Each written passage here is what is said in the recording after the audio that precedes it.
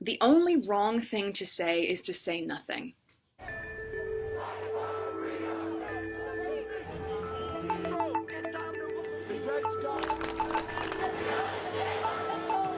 This is not new.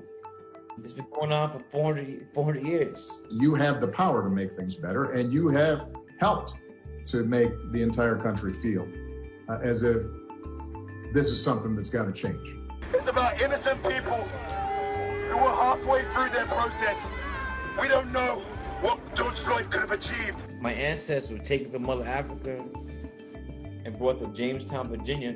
The first ship landed in 1619. Too often, some of that violence has come from folks who were supposed to be serving and protecting. Breonna Taylor's life mattered, and Philando Castile's life mattered, and Tamir Rice's life mattered. I would like to say to you and your audience, this is not new. We make this as peaceful and as organized as possible, because you know what, guys? They want us to mess up. They want us to be disorganized.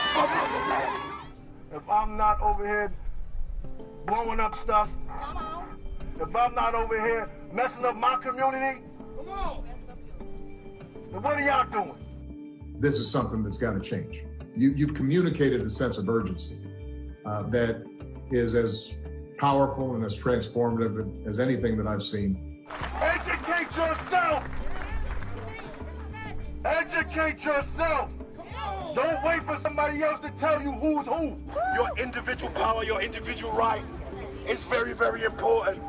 We can all join together to make this a better world. Let's do this another way. Let's stop thinking that our voice don't matter and vote. So I am sorry that in a way we have not gotten the world to the place that you deserve it to be.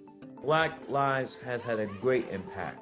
Just look at these marches where we see my young white sisters and brothers marching arm in arm with their fellow black and brown brothers and sisters. So it has had a great, great, great impact. And it's about speaking truth to power.